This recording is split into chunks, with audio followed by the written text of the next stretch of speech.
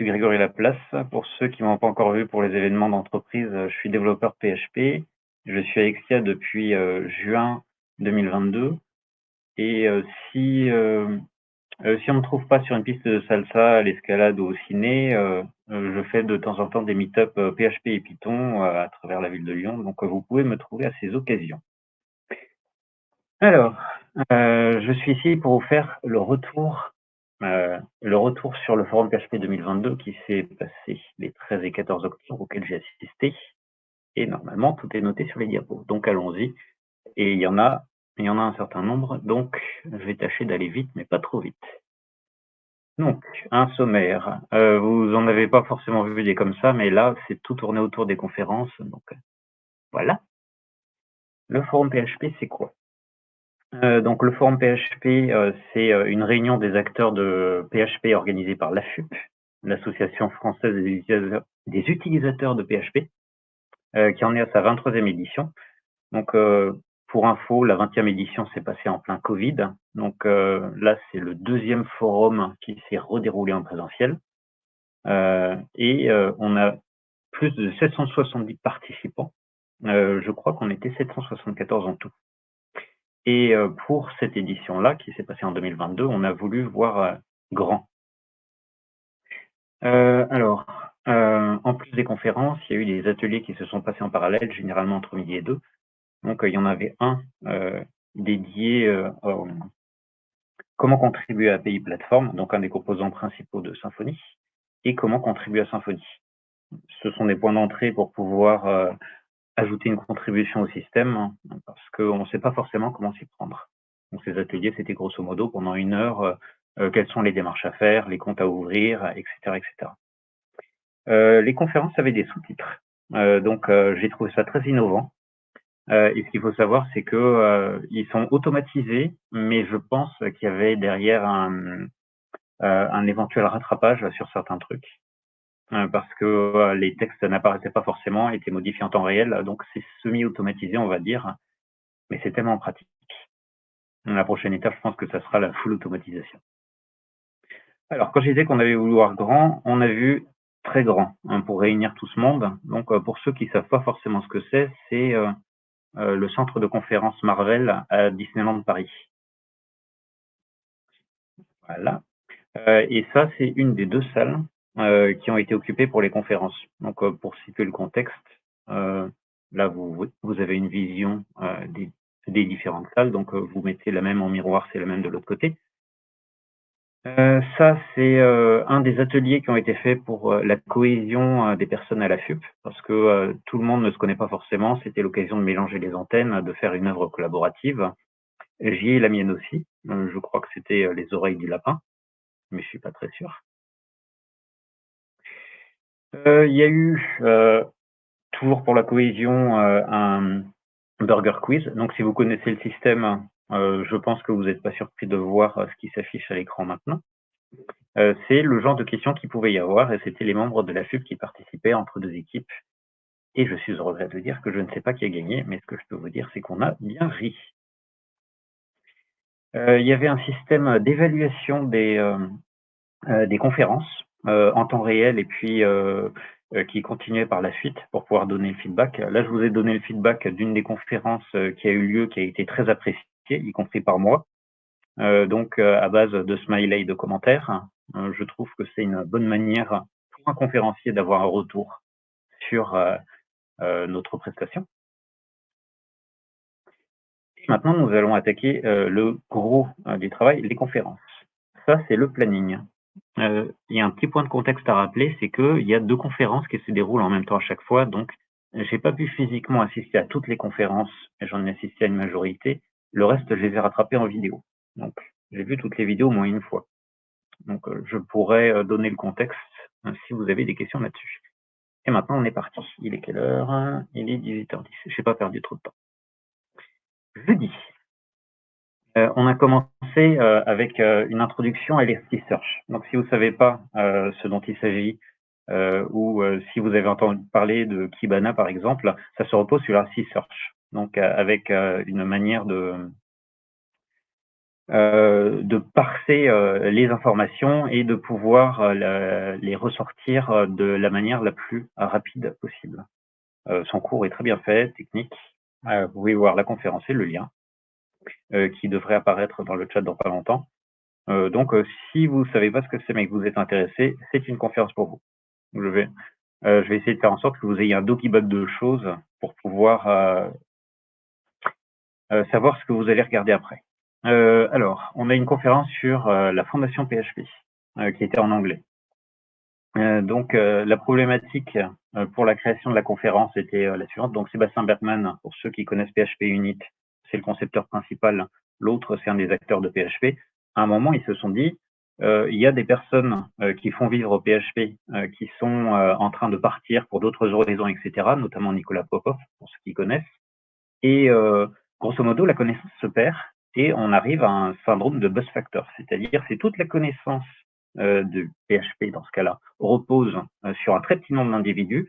S'ils partent, s'ils sont en incapacité ou quoi que ce soit, comment on fait? Et de cette réflexion aboutit la fondation PHP et cette conférence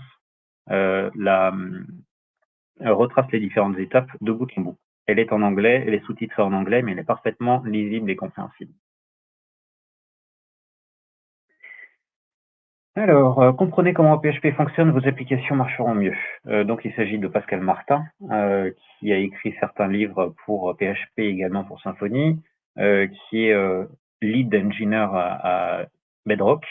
Donc il va détailler des éléments de PHP par le menu. Sa conférence part dans plein de directions très intéressantes, mais la ligne directrice, c'est les usages de PHP et comment on peut mieux s'en servir.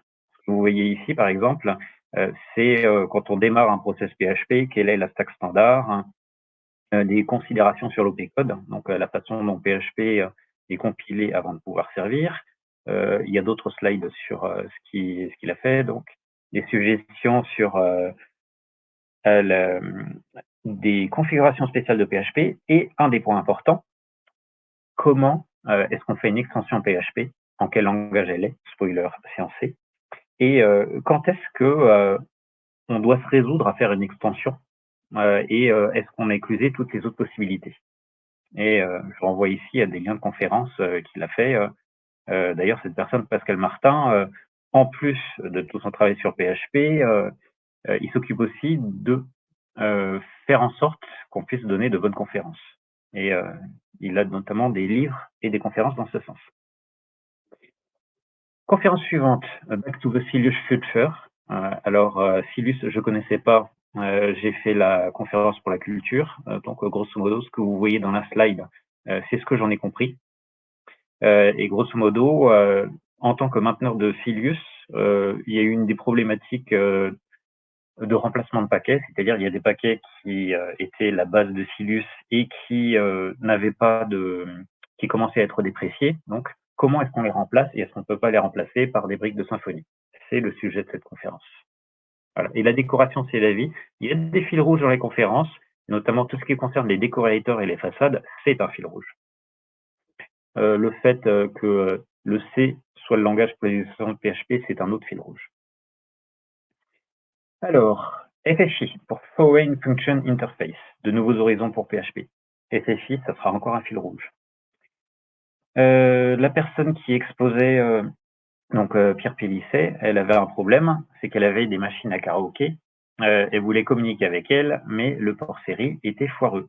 Donc, il fallait avoir un moyen de communiquer avec les chenillards, les loupiotes, tout ce qui était sur une borne de karaoké.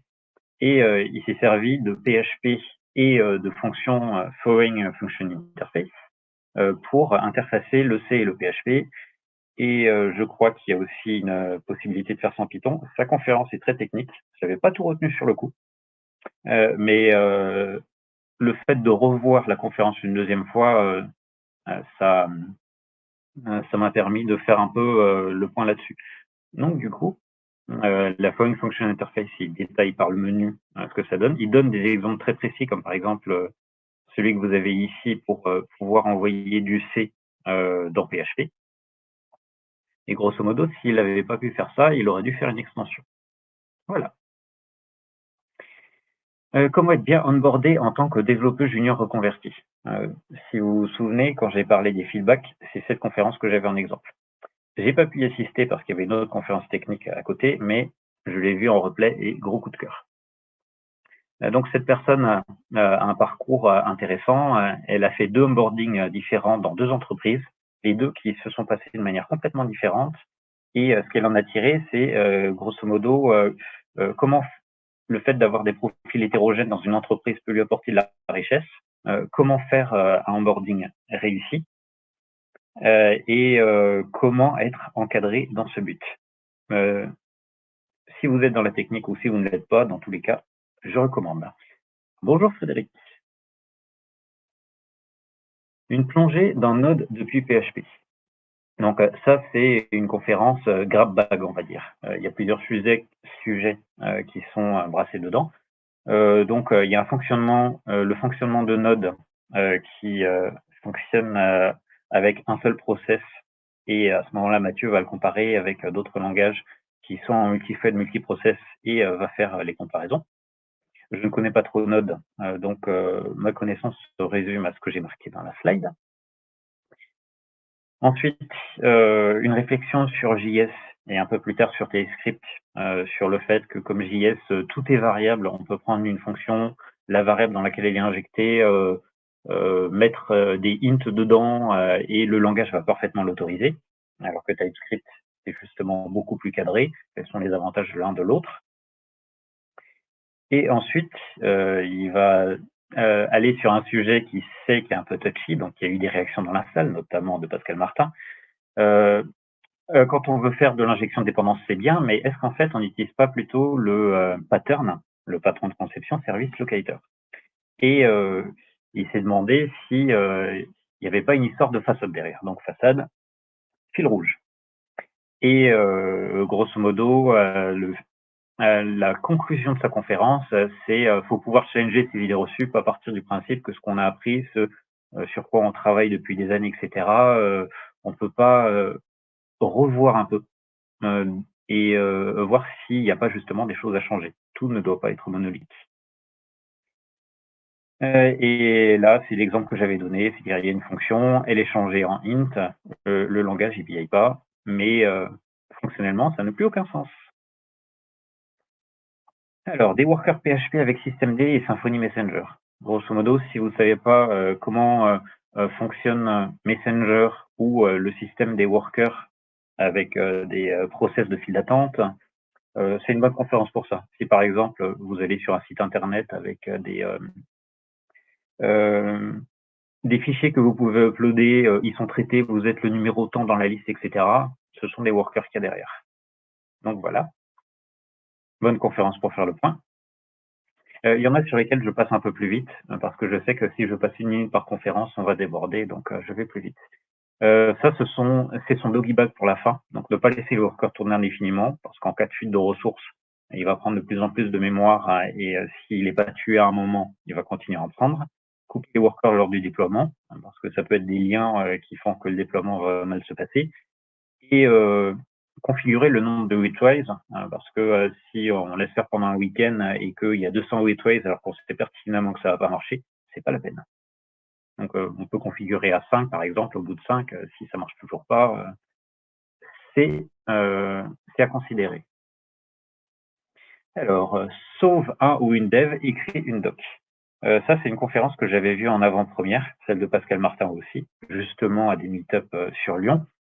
Et grosso modo, ça va prendre le sujet de la doc sur une entreprise, sachant que elle, je crois qu'elle était dans une petite entreprise, ensuite elle s'est retrouvée dans une entreprise beaucoup plus grosse que vous connaissez sûrement.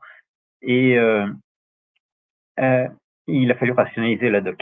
Donc l'architecturer, faire en sorte que le principal soit bien là, etc. Se mettre à la place de l'utilisateur, ça va mieux en le disant. Getaxis.fr, je l'ai noté parce que c'est un bon référentiel sur justement ce qui concerne la doc. Ces 4 axes ici, je vais les reprendre dans un slide qui va arriver juste après. Connaître son audience, c'est-à-dire à qui la doc s'applique, Si on sait que l'équipe va prendre les choses d'une certaine manière et que la doc n'est pas écrite de la même manière, il y aura de la doc, mais elle ne sera pas utilisée. Donc, il faut peut-être penser le truc un peu en amont, impliquer l'équipe, etc. Voilà. Je vais passer un peu là-dessus parce qu'il y a une slide qui arrive là. Voilà. Ça, c'est un truc que j'ai retenu de la conférence qui est important. C'est-à-dire ces 4 axes, c'est ceux qui permettent de remplir une bonne doc. Si on les a tous, on couvre beaucoup de choses. Mais si on a besoin de certains en particulier, il faut pouvoir les identifier et aller dans ce sens-là en faisant une priorité. Parce que on peut avoir le meilleur langage du monde, si on n'a pas une documentation qui permet de s'en servir, il va pas être utilisé. Inversement, certains langages qui sont très utilisés ont souvent une documentation d'un niveau légendaire, on va dire. Est-ce que vous m'entendez toujours? J'ai eu une alerte comme quoi j'étais déconnecté du PC. Bon, T'inquiète pas, on t'entend très bien. parfait. Watch the clock. Merci pour le feedback. La PSR 20, donc la PHP Standard Recommendation pour PHP, parle de l'interface clock. C'est grosso modo, on a un système qu'on veut tester. Si on fait un test aujourd'hui, qu'on le fait le lendemain ou qu'on le fait dans quelques minutes, etc., il va y avoir... Alors, votre périphérique audio a été déconnecté. Alors, dites-moi si vous entendez. Voilà. Alors, parfait. Mon PC me fait des alarmes, c'est charmant, et ce sera enregistré pour la postérité. Alors, si vous avez un système et que vous jouez avec le temps, que vous testez avec le temps, vous envoyez time, et c'est une fonction impure, c'est-à-dire, vous avez la même entrée, dans ce cas-là pas du tout, vous aurez une sortie différente. Donc, pour tester ça, le meilleur moyen, dans l'idéal, ça serait de faire un temps qui est déconnecté et qu'on pourrait trafiquer à son aise pour pouvoir avoir un contexte de test complètement verrouillé, complètement contrôlé. C'est bien, mais dans la réalité, c'est pas si simple. Et cette conférence le décortique. Donc, voyez là, et c'est en anglais, mais encore une fois, c'est parfaitement compréhensible. Récit du passage d'une migration d'un hébergement classique à une infra cloud PAS. Donc ça, c'est une conférence storytelling, on va dire. Une personne s'est vu propulser un besoin par un de ses clients et il s'est dit « Ok, je vais faire un POC ». Et il détaille tout ce qu'il a fait à ce niveau et qu'est-ce qu'il a changé, etc. Alors, là, j'ai une erreur de copier-coller. Non, non, c'est bon. Rule Engine, pardon, c'est un fil rouge. On en reparlera plus tard. Donc, la personne, le client, avait un programme, on va dire, qui était sur un serveur. Il voulait le passer en cloud. Ça, c'est le début du POC. Ensuite, au fur et à mesure, il y a eu un va-et-vient pour savoir quel serait l'hébergeur, quel serait le cloud, quel serait le besoin. Et toute une histoire de test. Je vous conseille de voir la conférence pour avoir le détail. Là, je parle par exemple d'un récit de bug, c'est-à-dire il y a eu un test qui a été fait et il y a un appel à favicon qui était fait je ne sais pas combien de fois, et quelqu'un a eu l'idée magnifique d'ouvrir sans onglet, donc sans requête favicon. Ça a fait planter le projet. Si vous regardez la conférence, vous verrez à quel moment ça s'est passé et pourquoi ça s'est passé. Et je vais rester sur la fin. Le coût d'opportunité, c'est quelque chose qui m'a frappé. Des fois, il faut payer plus cher pour un service pour pouvoir gagner quelque chose dessus. Parce que on peut payer moins avec quelque chose de moins cher, mais ne pas rentrer dans ses frais. Donc des fois, il faut payer plus cher pour pouvoir gagner plus. C'est contre-productif, mais il faut y penser. Un moteur bien huilé. Eh ben, c'est là le Rule Engine. Si vous ne savez pas quel est ce pattern, on a un exemple typique. Donc, grosso modo, il y avait un projet sur lequel il y avait des démarches administratives à modéliser avec un cœur métier qui était énorme et des règles à foison. Et ce patron de conception permettait, grosso modo, je vais passer à la suivante. Voilà. Ici, on a une règle qui doit être modélisée.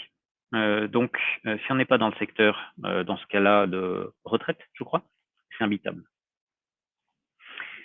Donc, ça a été modélisé avec des principes de when, then. C'est-à-dire when, quand une condition est remplie, then, faire quelque chose. Et là, ce que je suis en train de vous montrer, c'est l'implémentation standard. Et je crois que plus loin, non.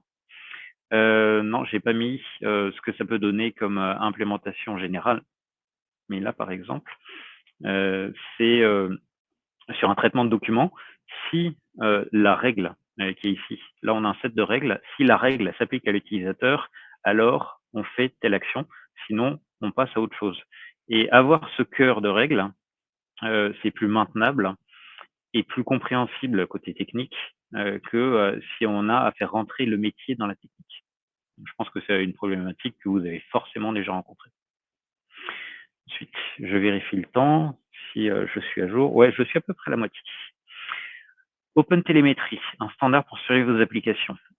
Donc ça, c'est une conférence intéressante parce que on vient pour OpenTelemetry et au départ, on nous parle de qualité de service, de quelle est la différence entre un service qui marche, savoir qu'un service marche et savoir que ça vient de casser en termes de voyants, en termes de capteurs, le temps que peut se permettre une application d'être en panne. Si on est si on est le service de réservation de la Fnac au moment où Radiohead fait son concert unique, qui survécu, ou si on est sur un petit site qui est utilisé par 30 personnes sur la planète, les besoins de qualité de service ne sont pas les mêmes. Vous en conviendrez. Donc, il va faire un détail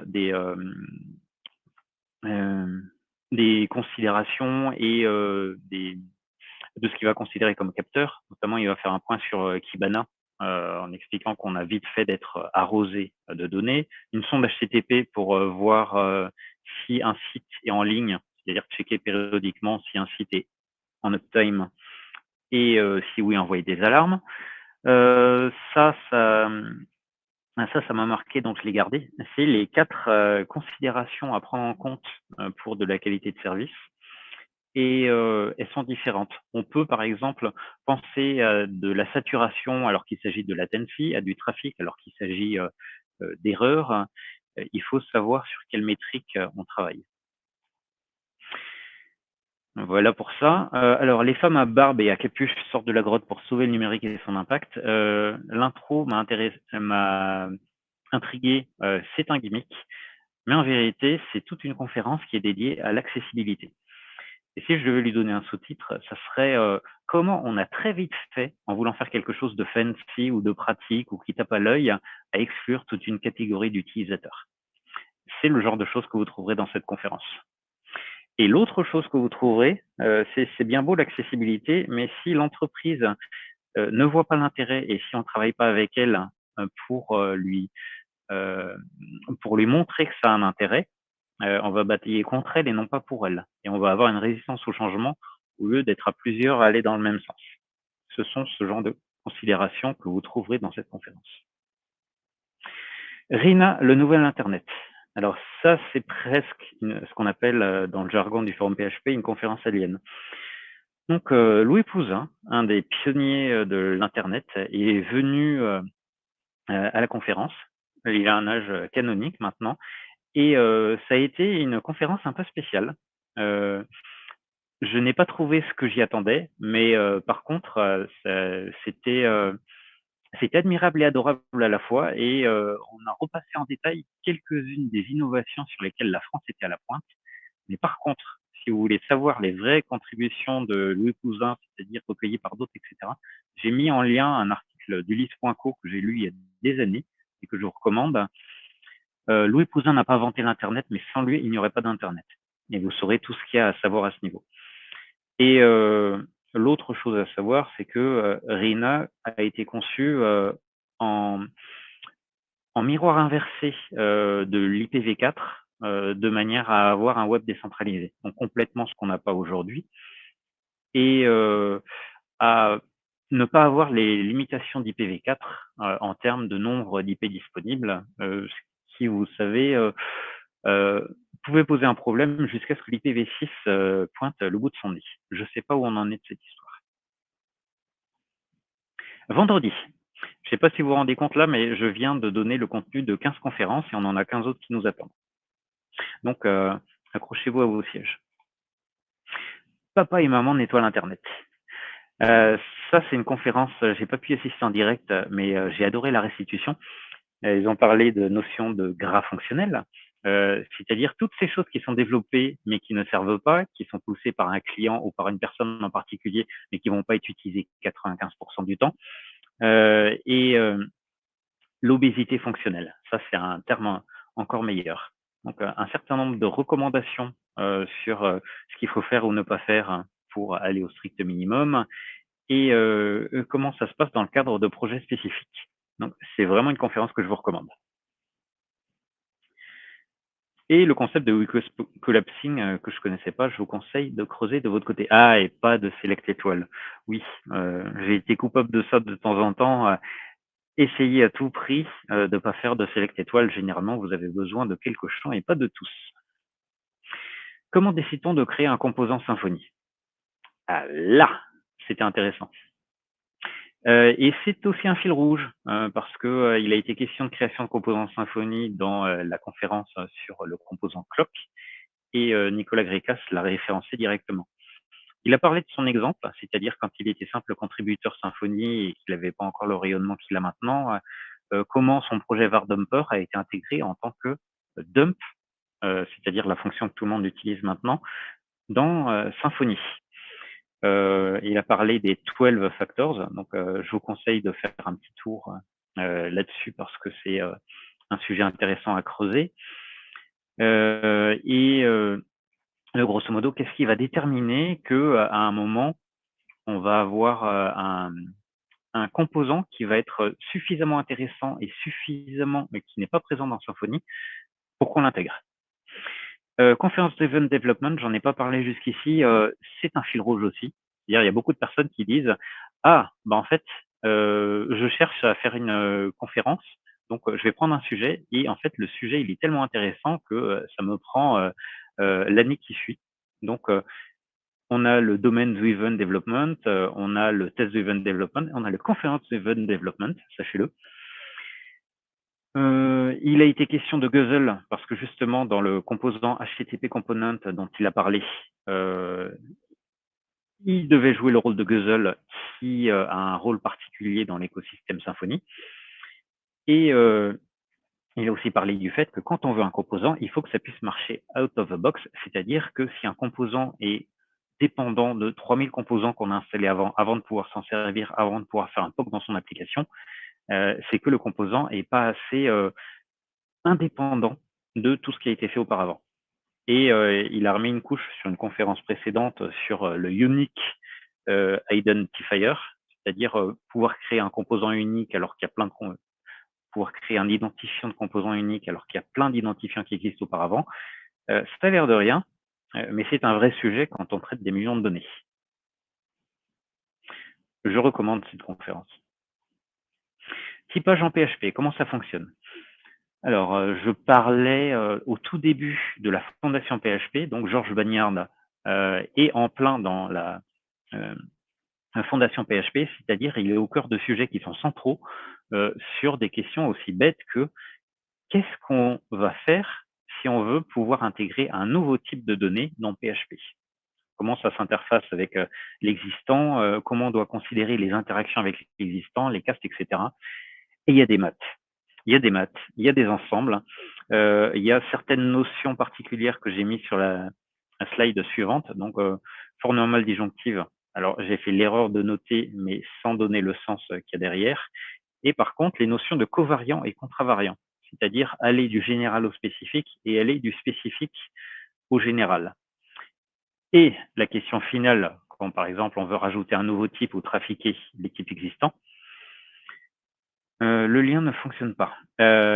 Ricardo, est-ce que tu peux préciser juste lequel, s'il te plaît? Et grosso modo, si on trafique les types existants, en termes de rétrocompatibilité, comment ça va jouer avec les types existants, comment ça va jouer avec les versions existantes qu'on maintient encore. C'est intéressant, il y a des maths, accrochez-vous au siège. Protégez votre application avec l'entête HTTP de sécurité. Là, il y a pratiquement tout dans la slide. Si vous voulez savoir ce qu'est le CSP, vous avez une explication de bout en bout et pas mal d'exemples bien construits et un peu de storytelling. Est-ce que j'ai une autre slide là-dessus? Ouais. Content Security Policy, activable. J'ai fait une coquille, c'est pas grave. Grosso modo, avec cette en-tête-là, si on pense que le contenu que vous avez dans le navigateur, que vous avez appelé, est incorrect d'une manière ou d'une autre, on peut activer avec le CSP un mode bloquant, c'est-à-dire la requête ne se passe tout simplement pas ou report only. C'est-à-dire la requête a lieu, mais elle est reportée quelque part et on peut avoir dans une liste tous les endroits qui sont suspects. Il a parlé du principe du nonce, c'est-à-dire number only once, donc des identifiants uniques qui font en sorte qu'il ne peut pas y avoir de man in the middle qui se sert d'une requête pour pouvoir recréer exactement la même et accéder à un contenu auquel il n'a pas droit. Curseur entre bloquer les requêtes menaçantes et ne pas bloquer les éléments nécessaires. C'est souvent arrivé dans un système de sécurité d'une entreprise que à vouloir jouer la sécurité, il y a des choses qui étaient accessibles qui ne le soient plus et que ce soit gênant pour le business. Vous-même, vous le savez. On a une requête très intéressante qui change automatiquement le HTTP en HTTPS au cas où on a oublié de le faire. Et il y a toute une partie qui est dédiée à Mashcart, donc comment certains hackers truandent les formulaires dans Magento et comment ces failles-là ont pu se généraliser à plein d'autres types de formulaires et comment contrecarrer tout ça. Sortir du cadre. Donc pareil, c'est une conférence grab bag, un peu fourre-tout, où grosso modo, Robin va expliquer la structure d'un projet Symfony et de la même manière que l'autre personne qui avait dit challenger ses idées reçues, on voit Symfony comme une structure immuable. Des fois, on est dans un projet et on se sert strictement de la structure du projet, mais il y a des choses qu'on peut changer. Donc la question, c'est qu'est-ce qu'on ne doit absolument pas changer? Qu'est-ce qu'on peut changer? Et si on change, qu'est-ce qu'il faut modifier? Spoiler, il faut modifier la doc. Si c'est pas standard par rapport à Symfony et qu'on modifie pas la doc, ça va être difficilement maintenable. Voilà. Si on fait du custom, on le documente. Je me réponds à moi-même. Alors, un peu plus de détails. Il était revenu sur un point de la conférence sur pourquoi, quand on est passé en Symfony 6, on avait besoin d'une certaine version de PHP. Donc, c'est une espèce de fuite en avant, mais elle a ses raisons. Il avait parlé de Symfony dans le sens, si on doit se formater une structure Symfony et avoir des difficultés à implémenter ce qu'on veut ou se priver de certaines fonctionnalités, c'est l'infrastructure du projet qui doit s'adapter à nous et pas l'inverse. Et Twitter génère des conférences, toujours le conférence Driven Development, fil rouge. Précision intéressante, il compare Symfony et Laravel en disant que Laravel, il y a beaucoup de choses qui sont automatisées, mais dès qu'on essaie de sortir du cadre de Laravel, c'est plus difficile. Alors que Symfony, un peu comme entre Windows et Linux, ça peut être un peu plus difficile de rentrer dedans, mais on a plus de clés pour customiser comme on veut. Vous avez le droit de ne pas être d'accord. Tester à travers OpenAPI ou comment valider votre documentation. Déjà, si je vous dis que OpenAPI, ça s'appelait Swagger avant, j'ai dit beaucoup de choses. Ensuite, il va brasser beaucoup de sujets sur OpenAPI et sur, grosso modo, ce qui fait une documentation. Donc, documentation, ça fait un des fils rouges de la conférence. Vous commencez à savoir comment ça se passe. Un point très intéressant qui nous est sûrement déjà arrivé, on peut avoir plusieurs versions d'une même documentation un peu partout et ne pas savoir laquelle fait office de référentiel, d'où le principe de single source of truth. Il faut qu'il y ait un endroit qui dise la vérité et les autres doivent être des copies ou des références, de manière à ce que on n'ait pas à se dire il faut que j'identifie qu'il est la bonne version de documentation. Des fois, on n'a pas le temps de s'occuper de ça. Il a fait un point sur PSR7 et sur la structure des messages HTTP parce que sa problématique, c'était justement de travailler sur les messages HTTP et de créer toute la doc qui va avec. Et des fois, il y a un va-et-vient, c'est-à-dire le fait de créer la doc en avance de phase, ça va permettre de structurer ce qui va être développé par la suite. Documentation driven design, exactement ça. Revue de code, on n'est pas venu pour souffrir. Alors là, on est à cheval sur la technique et sur l'humain. Je l'avais vu en avant-première celle-ci et j'ai adoré aussi. Donc, il a été question de programmation egoless, donc avec le lien qui est apparu dans les commentaires et que j'ai lu également. Dans les 10 commandements, il y en a certains qu'on a donnés ici, notamment You are not your code. Et l'autre qui est important aussi, c'est soyez sympa avec les personnes, mais pas avec le code. On peut être intraitable avec le code, mais c'est pas parce que quelqu'un fait du code pourri qu'il faut lui gueuler dessus. On ne doit pas s'aliéner les personnes avec qui on doit travailler. Donc, cette revue, cette conférence, c'est une revue de détail sur comment en équipe faire en sorte que les revues de code puissent augmenter la qualité du code sans nuire à l'ambiance humaine. Que on a vite fait de considérer qu'on fait les choses proprement et en fait, à l'extérieur, on est perçu comme quelqu'un qui est inutilement strict. Voilà. Et je recommande cette conférence. Une extension PHP rouillée. Donc, rouillé, Rust. On commence sur de bonnes bases. J'avais parlé de Flowing Function Interface et là, c'est exactement ce dont il a été question pour commencer à faire des tests entre Rust et PHP. Et Pierre va détailler par le menu comment s'y prendre et les premiers tests techniques qui ont été faits. Donc, on peut considérer que c'est juste un POC, mais tout comme il y avait des interactions entre C et PHP, le fait d'avoir des interactions entre Rust et PHP, ça ouvre des portes. Oui, et toujours le truc d'extension PHP, je crois que j'en avais déjà parlé avec la conférence de Pascal Martin. Drupal, je vous dis tout. Alors, je suis une bille en Drupal. J'en ai jamais fait, mais j'ai épluché toute la conférence pour vous et tout ce que j'ai compris, vous l'avez sur ce slide. Donc, je peux faire du paraphrasing. Déjà, tradition des jeux de mots sur les versions. Je sais que la conférence précédente, c'était Drupal Code 9. Donc, je pense que c'est une tradition. Drupal 8 a été une version qui a divisé parce que on était passé sur quelque chose de maison à quelque chose qui intègre des composants Symfony 3 et bridé d'une certaine manière. Donc, il y a eu des écosystèmes parallèles qui ont été générés avec des Drupal 7 et 8 qui ne profitent pas des mises à jour actuelles. Donc, il faut le savoir. Le fait de passer par Composer 2, ça a permis de faciliter beaucoup de choses au niveau des mises à jour, parce qu'avant, il me semble que c'était une galère. Et la communauté Drupal est une communauté forte, soudée, vivante, quoi qu'on en dise. Ça, j'ai bien compris. Franken PHP, dans les entrées de l'interpréteur PHP. Alors, ça, c'était une conférence super intéressante et aussi un coup de cœur. Donc, grosso modo, le principe, c'est le suivant. On a un serveur HTTP qui fait des requêtes et à chaque fois que une requête est envoyée au serveur, il y a un process qui démarre.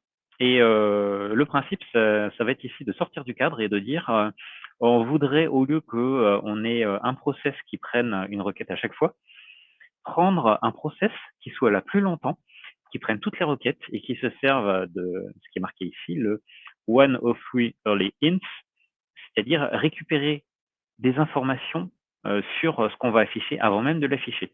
Comme ça, si on sait que par exemple il y a des images, on peut choisir de ne pas les afficher. Si on sait qu'il y a un certain type de contenu, on peut ne pas l'afficher et du coup se permettre de n'afficher que ce qui nous intéresse sur la page et pas la totalité. Donc, si jamais on a une page entière qu'on voulait afficher et qu'on s'aperçoit qu'on voulait juste un morceau, tout ce qui a été téléchargé, c'est en trop. Et c'est exactement ce qu'il va faire. Il va remplacer Caddy par quelque chose qu'il appelle FrankenPHP, un framework maison, on va dire. Il va implémenter le One of Three Early Hints et au moment où il a fait la conférence, il a fait un shadow drop. C'est-à-dire au moment où il y avait la conférence, il a dit « Ah, et en ligne, en direct, je vous envoie le dépôt et vous pouvez vous en servir directement. J'ai trouvé ça excellent et apparemment, c'est une tradition, c'est-à-dire, chaque année, lui, Kevin Douglas, il va prendre, un projet, il va le faire et il va le mettre en libre accès et cette année, donc c'était FrankenPHP, avec une icône très sympa. Alors, nouvelle conférence storytelling. Là, je me suis accroché à mon siège et j'étais, en attention totale du début à la fin. Il y a beaucoup à voir. Donc, Jean-François, un matin, il se réveille et il y a une alerte, sur le serveur. Les environnements de prod ont pété. Il n'y a pas de recovery possible. L'hébergeur a perdu les bases de données. Rien ne pouvait aller plus mal que ça. Donc, panique en prod. Voilà, les snapshots ne marchent pas. L'infra a installé des trucs, mais on n'a pas un résumé total, donc on ne sait pas ce qui s'est fait. Face à ce truc qui l'a bien piqué, il a pris des dispositions et au fil des semaines et des mois, il a pris des décisions, on va appeler ça radicales. Donc, automatiser vaut mieux que documenter. C'est bien de donner la procédure quelque chose, mais si on peut faire en sorte qu'elle se fasse sans nous et qu'on n'ait pas à y penser, c'est parfait. Jouer un plan de recouvrement vaut mieux que de documenter. C'est pareil, c'est le principe de la sauvegarde. Tant qu'on n'a pas joué la sauvegarde d'une fois, c'est pas une vraie sauvegarde. Tant qu'elle n'a pas servi en tant que sauvegarde, ça sert à rien. En cas d'urgence, il faut être très bête. Ça, c'est un vrai conseil. C'est-à-dire, faut littéralement que quelqu'un qui ne soit pas dans la technique puisse jouer l'équivalent d'un plan de recouvrement, jouer les procédures, etc. Parce qu'on pense que ça va être nous qui allons le faire, et si ça se trouve, c'est quelqu'un d'autre qui n'est pas formé pour ça. La liste des personnes qui peuvent intervenir, quelles sont les commandes à taper, qu'elles soient dans un référentiel qui soit accessible en tout temps, comment s'assurer que c'est bon, c'est-à-dire quel est l'attendu, quel est l'obtenu, est-ce qu'ils sont bien raccords, pourquoi les choses arrivent, si c'est arrivé et que c'est déjà arrivé il y a 1 mois, il y a 2 mois, etc., pourquoi ça se reproduit encore? Qu'est-ce qui fait que on n'a pas fait les étapes pour que ça se reproduise pas dans le futur? On parlait de décision radicale, donc on a détruire l'environnement toutes les nuits. Ça, c'est quelque chose qu'il a fait, c'est-à-dire toutes les nuits, il reconstruit l'environnement, comme ça, il est sûr que le plan de recouvrement, ça marche. Et je sais pas si j'ai lu entre les lignes ou quoi, mais ça concerne aussi la prod. Résilience différente redondance, c'est vrai. Si on a 2 machines qui font strictement la même chose, c'est de la redondance. Si elles pètent toutes les 2, il n'y a pas de résilience. Les différentes manières de tester la résilience, donc le crash avec les données en entrée qui n'ont pas de sens et qui peuvent avoir des effets de bord, et la destruction, c'est-à-dire la machine est carrément plus accessible, et tester la résilience de l'intégralité du système. Et il y en a encore. Isoler les dégâts. Si on sait qu'il y a, par exemple, des données qui sont en train d'être supprimées, faire en sorte que le serveur concerné soit isolé le plus vite possible pour limiter la propagation. Accepter les pannes, parce qu'il y en aura forcément, mais limiter leur portée. C'est-à-dire, si une seule erreur est capable de mettre à genoux l'intégralité des bécanes d'une entreprise, c'est pas assez limité. Service dégradé, ça c'est un fil rouge, on en reparlera plus tard. Avoir le choix entre pas de réponse du tout et une réponse minimale, mais qui permette de faire le service minimum, on préfère le service dégradé. Alors, l'uptime de 100% ne sert à rien. Il faut savoir recouvrer en cas de panne. Ça, ce sont des évidences, exactement. Il a mis ça en parallèle avec un événement qui a eu lieu chez GitLab, où ils ont eu le même genre, mais à très large échelle. Et ils avaient pris la décision à ce moment-là de documenter en temps réel tout ce qu'ils faisaient pour faire le recovery plan. Et ça montrait à la fois une organisation sans faille, une transparence énorme et une grande confiance dans ce qu'ils faisaient. Et c'est un modèle de si ce genre d'événement arrive. Et avertir, contrôler, corriger, à faire dans cet ordre. Un peu de la même manière que quand il y a un accident qui arrive dans la vie réelle, vous-même, vous savez. Anticiper les rôles. En cas de plan d'urgence, savoir qui va faire quoi à l'avance, ça évite dans la panique de prendre des tâches en doublon et qu'il y ait des tâches importantes qui ne soient couvertes par personne. Désigner responsable pour que la raison du hotfix ne puisse plus se reproduire, c'est-à-dire l'erreur qui corrige ce qui se passe à un instant T, et ensuite faire en sorte que ça ne se reproduise plus dans le futur. Levier d'alerte. Si quelqu'un dit quelque chose, même si c'est pas son domaine, même si c'est quelqu'un qui est pas censé être dans la technique, mais qui a juste du bon sens, faut pas le recaler juste parce que c'est pas un interlocuteur du domaine. Toute voix est bonne à entendre et des fois, c'est la petite information qui vous sauvera. Il ne faut avoir confiance en rien, sous-entendu, même pas en nous-mêmes. Donc, tout ce qu'on peut automatiser, sécuriser de manière à faire de la programmation défensive. Exactement. Zapier pour alerter sur les différents canaux. Donc, je ne sais pas ce qu'est Zapier, mais apparemment, c'est un canal privilégié pour ça. Et le failover, on est toujours sur le service dégradé. Si jamais en coulisses, c'est le grand boxon, mais qu'il y a moyen d'avoir un service minimal qui puisse fournir aux utilisateurs, le fait de passer sur le failover, ça permet de ne pas voir le boxon qui se déroule en coulisses et de faire en sorte que les clients puissent continuer à avoir leur service. Et il en reste encore un peu. Le backup n'existe que s'il est remonté, on l'a dit. Tout sur l'infra se fait à 2 personnes, c'est-à-dire une personne qui tape et une personne qui vérifie. Un correctif est fini, correctif est créé. Uptime de 99%, le 1% n'est pas neutre, parce que dans ce 1%, c'est le diable qui se cache dans les détails. Le rapporteur pour justement faire le post-mortem d'une crise, pour pouvoir en tirer des enseignements.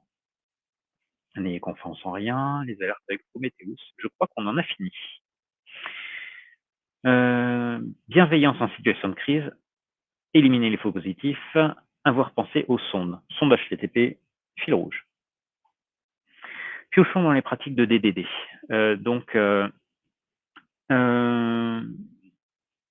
Je sais même plus ce que ça signifie DDD, je suis incroyable. Et c'est une conférence que j'ai vue, c'est un grab bag. Donc, voyez là et piochez ce qui vous intéresse. Il y a de la programmation hexagonale, ça je sais. Il était une fois les navigateurs. Si vous savez ou vous ne savez pas ce qu'est Mosaïque, vous savez ce qui vous attend. Ça va être la grande histoire des navigateurs depuis le tout début. Domain Driven Development, exactement, mais comme il y avait question de Documentation Driven Design, j'ai fait une confusion. Merci Frédéric pour le rattrapage. BFF, notre Best Friend Forever, donc ça va être une présentation centrée Bedrock sur le système de Salto. Donc grosso modo, ils avaient la problématique suivante. Il y a un front sur les terminaux, c'est-à-dire ce qui permet d'avoir les ferries sur Salto. Donc ça peut être le téléphone, ça peut être les tablettes. Et chaque fois qu'il y avait des modifications à faire sur le système, il fallait repasser par la validation des différents terminaux, donc autant de validation que de terminaux possibles, que de stores. Et donc leur décision radicale à eux, ça a été de dire on fait le maximum de choses par le back-end et le front-end, il a le moins de responsabilité possible, c'est juste du display. Ça leur a permis de faire un très grand nombre de choses. C'est exactement le shift de paradigme que vous voyez ici. Donc le front-end a les informations du back, il n'a pas à les chercher car elles sont poussées et il ne va qu'à un seul endroit. Donc on n'a quasiment plus besoin de faire des modifications sur les applis du front, sur les stores. De toute façon, passé un certain stade, les applications sur le store sont passées de date, donc il n'y a même plus possibilité de faire d'update. Donc il faut quand même bien continuer à faire évoluer les choses. Single point of failure, c'est aussi un des fils rouges de la conférence. Il y a des fois, il y a une seule chose qui casse. Je vais allumer la lumière. Des fois, il y a une seule chose qui casse et ça vous met l'intégralité du système à genoux. Il faut pouvoir identifier ce point pour pouvoir faire en sorte de faire de la redondance, de la résilience, ou en tout cas faire en sorte que ce point critique ne le soit plus.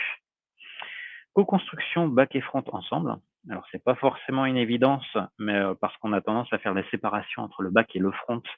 Mais dans le contexte de Bedrock et du BFF, Il faut en sorte que l'information circule, que les personnes communiquent, parce que le projet en dépend et pour eux, c'est du bon sens. Si une des dépendances plante, faire en sorte qu'au niveau de l'utilisateur, il y ait toujours une réponse, intelligible, c'est-à-dire le service minimum, de manière à ce que, si ce soit le boxon en coulisses, au niveau de l'utilisateur, ça ne se voit pas. Toujours pareil, fil rouge. Donc différentes stratégies, pour, les fail safe, avoir un CDN plutôt que d'aller chercher la data, par exemple. Ils donnent le cas pratique de l'Euro 2020 où ils ont une montée en charge monumentale et où les systèmes, ont fait des pics de charge et des plantages les uns après les autres. Donc, ce qu'ils en ont retenu, avec notamment les 2 stratégies suivantes. Stale data, donc de la data qui est pas fraîche, littéralement, mais qui peut servir, pendant que la data fraîche ne peut pas arriver. Et le comportement, dégradé, c'est-à-dire, avoir le minimum de réponses, possibles qui arrivent, parce que c'est tout ce qu'on peut se permettre, mais au moins on a le minimum, plutôt que d'essayer d'avoir le maximum à tout prix et de ne rien avoir. Le pattern circuit breaker, c'est quelque chose qui existe, c'est-à-dire, savoir quel est le ratio d'erreur acceptable. À partir de quel moment on peut considérer qu'on est, en erreur ou que c'est juste un comportement normal avec quelques scories ici et là. Fallback S3, c'est-à-dire ils ont un système qui est prêt à prendre le relais en parallèle au cas où le système principal, qui est le système chez Bedrock, plante. Et dans ce cas-là, c'est S3, Amazon, etc. Le CB est très utile, en effet. Jean-Louis, le CB, est-ce que tu peux me dire ce que c'est exactement? Parce que je passe d'un sujet à l'autre, je vois plus trop. Circuit breaker, merci beaucoup. Ok. Eh ben, sachez-le, c'est utile. Et la dernière précision que j'avais donnée, c'est ils ont parlé de moteur Tornado à la toute fin de la conférence, mais c'était une conférence qui était tellement grosse qu'ils n'ont pas pu aborder tous les sujets qu'ils veulent. C'est comme moi, je ne fais que survoler et highlighter les différents sujets parce que je ne peux pas m'attarder sur tout. Ce qu'il faut vous dire, c'est que je suis en train, dans le cadre d'une conférence, de donner le détail de 30 conférences. Donc je fais au mieux. Internet et la géopolitique. Conférence alien, c'est-à-dire non technique, mais hyper intéressante. Quand la conférence a eu lieu, la Russie et l'Ukraine étaient dans la situation que vous avez toujours maintenant. Donc, plus que jamais, on est en risque d'avoir des, je l'ai dans une diapo suivante, des splinter web, c'est-à-dire qu'il n'y ait plus un web décentralisé, mais des webs séparés qui ne communiquent pas entre eux. La politique influence la tech. Ça, il faut savoir. Il y a des décisions politiques et qui font en sorte qu'au niveau marketing, il y a d'autres choses qui se passent et inversement. C'est bon de s'en rappeler. Une chose qu'on ne sait pas forcément, c'est que il y a un très grand nombre de communications et de requêtes qui passent par les États-Unis et la Grande-Bretagne. Donc, en termes d'internet, ça leur donne un gros avantage. Ils savent qu'ils ne vont pas être écartés facilement. Ensuite, on approche de la fin, je vous rassure. DNS menteur, voilà, cœur fragmenté, ces différentes informations. Oui, il y a des sondes qui sont installées dans des endroits spécifiques par des bénévoles et des associations qui permettent de voir si les parties du web sont bien accessibles de partout et de mesurer la qualité de service. Ou grosso modo, ces sondes pourront se mettre en alerte si jamais un pays est clôturé au niveau Internet et ne va plus laisser sortir ou ne plus laisser entrer les données.